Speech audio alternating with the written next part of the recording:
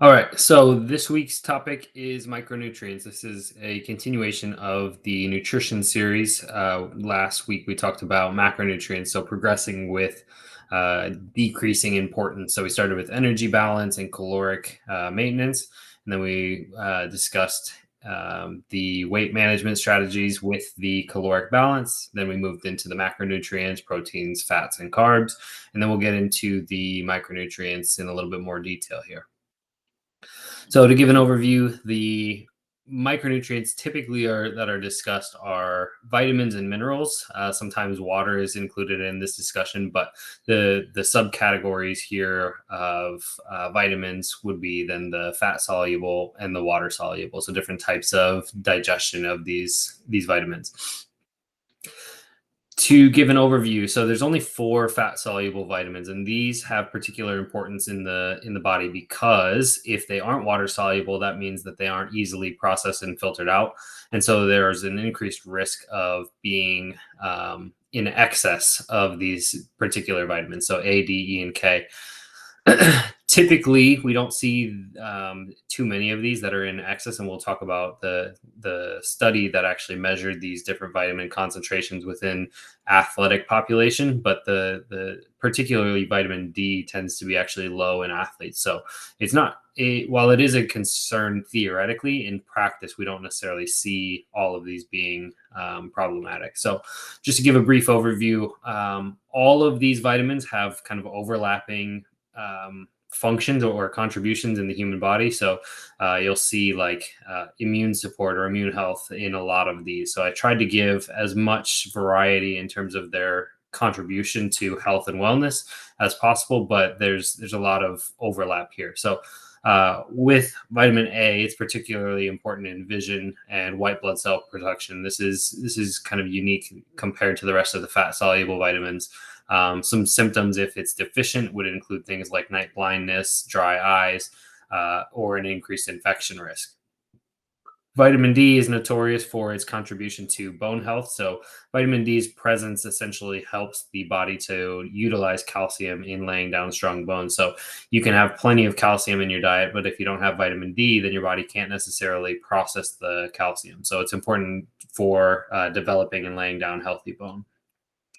Vitamin D deficiency, typically you'll see things like fatigue, body aches, and pains as symptoms if it is deficient. And then notably would be bone weakness. So in some populations, you're going to see some increased risk of either stress fractures or osteoporosis. With the vitamin E, the typical contribution here is more health and immune support, and so the the symptoms of it tend to be a bit more widespread because it has such a wide role within the body. It's not just helping with vision, for example, with vitamin A, because it's so widespread and it has contributions to so many different metabolic processes. The symptoms that come from it tend to be a little bit more widespread. So it can also include things like vision, but there can be a lot of neurological symptoms that can come with it. So things like numbness, tingling in the hands or feet in the extremities would be some of them. Muscle weakness is another one. Vitamin K, the typical function here that's attributed to it is the assistance with blood clotting and healing. And so it also plays a role in bone health, but the symptoms here would be prolonged bleeding and bruising with kind of submaximal trauma, if you will. The typical population that has issues with vitamin K deficiency is going to be newborns, and that's because their diet doesn't necessarily have a lot of vitamin K in it, especially when they're breastfeeding. So newborns is typically where you're going to see this. In athletes, it's not very common. For the water soluble vitamins, so this comes with less risk of being in excess because most of the time you're just going to urinate or excrete these vitamins out. So basically, you're just getting expensive pee.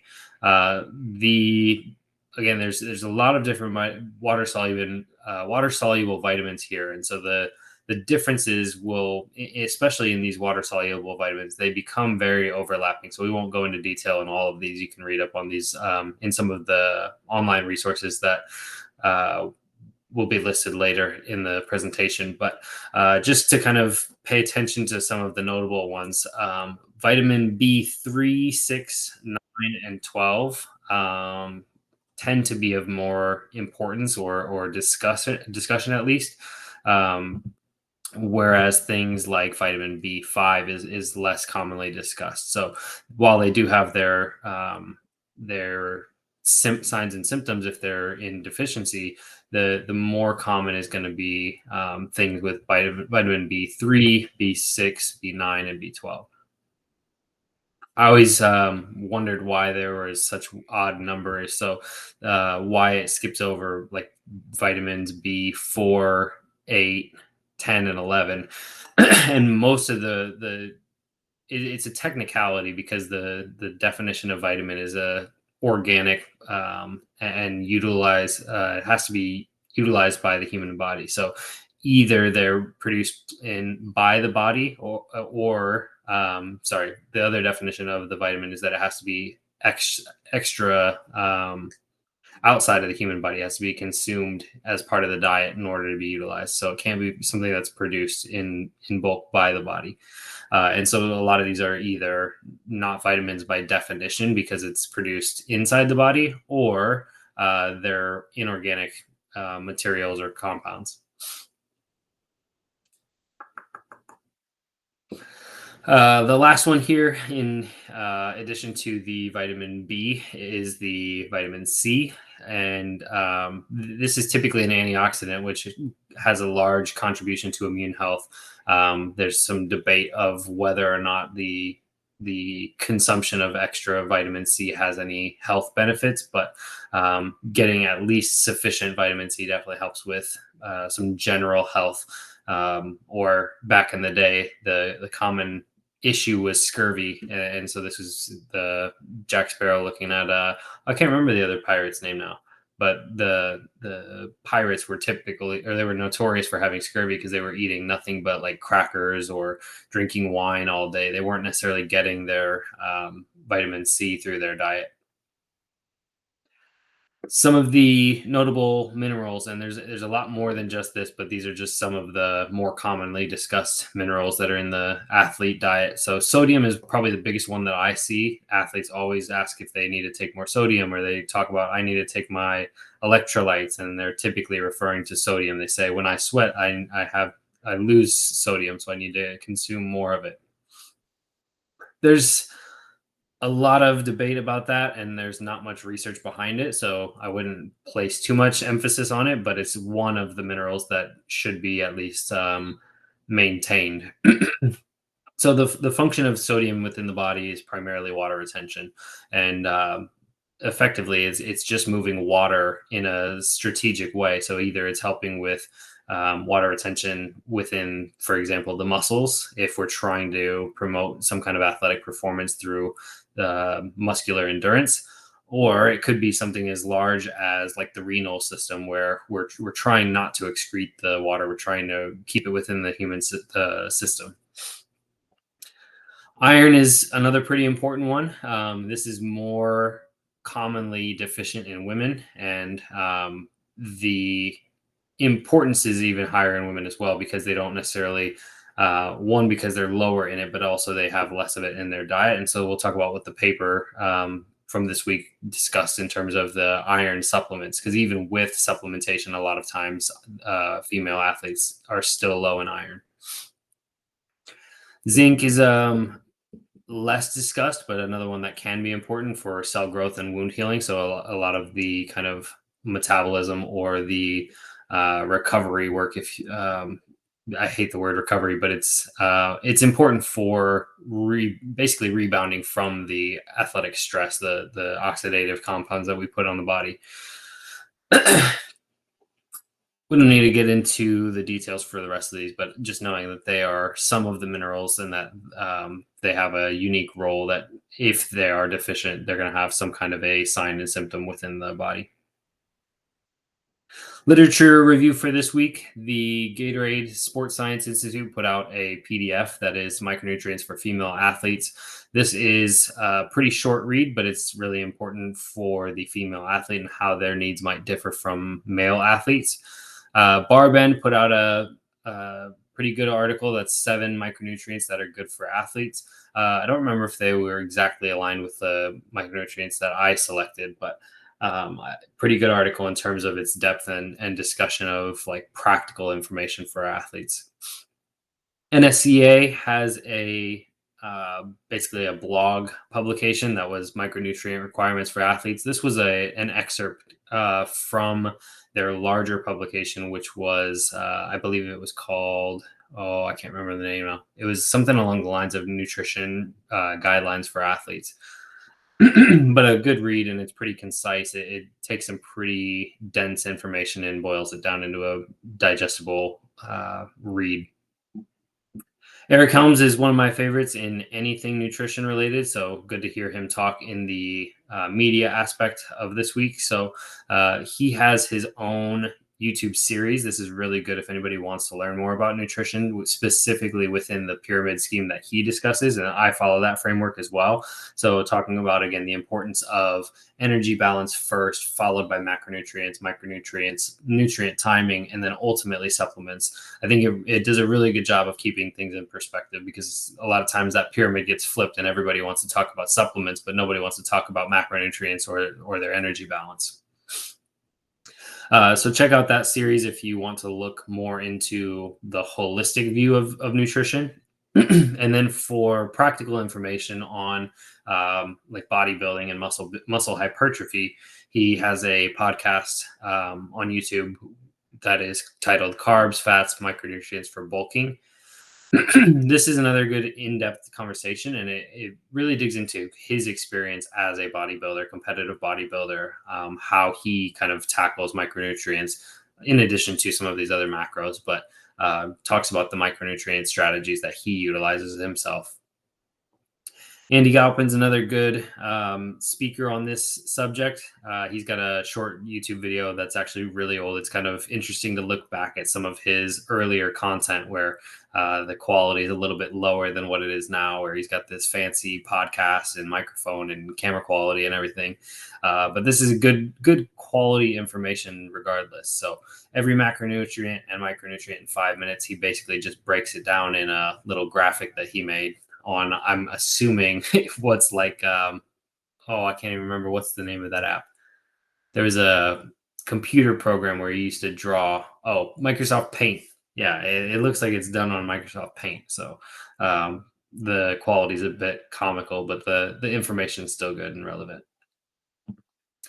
For this week's publication review, the study design was an observational study where they had a survey put out to, I think it was like 1,700 athletes, and then 700 of those expressed interest, but only 553 completed the survey, so that they were excluded if they only completed part of the survey design. This included 553 athletes that fully completed the survey. 326 of which were male and 227 of which were female. 240 of these athletes were identified as endurance athletes. 242 were identified as team sport athletes, and 71 were identified as strength athletes. Of these athletes and in their survey, so they did a 24-hour recall of what they had eaten in the previous, I believe it was 2 to 3 days. And so they just self-reported what their nutrition looked like over those 2 to 3 days. And so they had nutritionists who reviewed this information and then aligned it with the daily recommended amounts and the average requirement for their, I think it was like the male and female for sure was separated. And then also it included their body weight. I think it had height as well. So it took a pretty in-depth look at what they should be getting for these micronutrients. And so as a dietary note, they noted that there was a really low consumption of the following foods: eggs, fish, fruits, and vegetables, which is unsurprising. Most athletes tend to undereat these foods, especially in the US, where Americans have notably terrible diets. So unsurprising that they were under-consuming foods like eggs, fish, fruits, and vegetables. Within the actual blood profile, I don't know if did a blood profile for this now. I'm going to have to go back and reread that paper. But what they found was that males and females were low in vitamin A, B1, B2, and vitamin D. And it's interesting because they try to supplement with most athletes were on some kind of a dietary supplement, whether that's dietary supplement or a sports performance supplement. And they had success with some of these, but not with all of them. So if we move down to the bottom of the slide first, and then we'll come back up, the dietary supplements helped to kind of normalize or level out vitamin D, A, and B1. But what you'll see is that it didn't help with things like iron or vitamin B2. And so it was with these female athletes in particular, when they're low in iron, they try to supplement with iron, but they're still falling below that average requirement. And so when working with female athletes, it's definitely of importance to have them speak with a dietitian or nutritionist, particularly on iron, because there can be some complications with both reds, but also specifically with iron and circulation. So if they're having low energy, fatigue, or they could potentially have some kind of an injury risk, especially in these endurance athletes, it's definitely important to get enough iron. And so that can be something to be discussed with the nutritionist or dietitian. Males were actually in excess of dietary phosphorus, and this was just in their basal diet. So this wasn't even with supplementation. So kind of interesting to see that one as one of the minerals that was high. And with the use of dietary supplements, it was actually with the typical basal diet, most males and females were neutral. They were acceptable limits for vitamin B3, B6, and A. And but with the use of supplements, they actually rebounded and got way too high. So actually, vitamin A was deficient in the basal diet, what they were regularly eating. But then with the use of supplements, they actually went too far, and then they were high in vitamin A. Whereas vitamin B3 and B6 were within acceptable limits, but then they took a supplement, and then they actually were in excess of vitamin B3 and B6. So implications for what athletes should and should not do. The paper suggested that they measure their micronutrient status, get accurate blood work done to actually see what their body is low in, so that they can make informed decisions and they're not just guessing it and over consuming, especially with those vitamins B3, B6, or the fat-soluble vitamins A, D, E, and K. It did make a suggestion of a consumption of 5 to 25 micrograms of vitamin D. And this was because both males and females were low in their basal diet. So just having them take a proactive vitamin D supplement, as well as a low dose multivitamin. And I believe it was something along the lines of 50% of your daily recommended amount for these multivitamins. But I can't remember the exact dosage that they were suggesting, but some kind of a low dose. Suggested that athletes monitor their supplementation with the assistance of dietitian and nutritionist. And this is especially important when you're making changes to your diet. So if you've always taken a multivitamin before you stop taking it, make sure you talk with a dietitian and nutritionist. Or if you're not used to taking a multivitamin or some kind of a supplement, some dietary supplement, make sure you talk about your goals or your changes that you're planning to make with your dietitian and nutritionist. They suggested avoiding the following things: using supplements irregularly or ignorantly, so just blindly taking supplements just because you want to take something, or taking something once or twice, and then in a month you come back and you take it again once or twice. You're going to have either no effect or you're going to have adverse effect. They suggested not supplementing high doses of antioxidants, so things like vitamin A and vitamin B, where you're probably already getting adequate amounts, or you can just take a low dose of a multivitamin and you're going to check those boxes. You don't necessarily need a specific vitamin A supplement or a specific vitamin B3 or B6 supplement. They also suggested against exceeding the upper limits with supplementation. This is kind of common sense, but at the same time should probably be said and specified with those vitamins where they are either normal and then you're taking a supplement to be in excess of the upper limits, or in the case of vitamin A, where you're already low and then you actually overdo it because you're taking too high of a dose. That should do it for this week. Just as a summary, there are fat soluble and water soluble vitamins. They all have overlapping roles within the human body. They all contribute to health and wellness and immune support, but they all do it in slightly different ways based on their chemical and physical makeup. And so they're all important in their own regard, and they all come with their own signs and symptoms for being low or deficient in the human body. As well as the minerals that we discussed, that the minerals definitely have a role in energy production and metabolism. So their importance can't be necessarily overstated or understated. They're important, but they're not the end of the world. They're not the only thing that matters. So in that pyramid scheme by Eric Helms, they're kind of middle of the pack. So that should do it for this week. Next meeting is discussing nutrient timing. So when you should take carbs, when you should take protein, when you should take these different supplements of like a multivitamin, things along those lines. Hope to see you all there.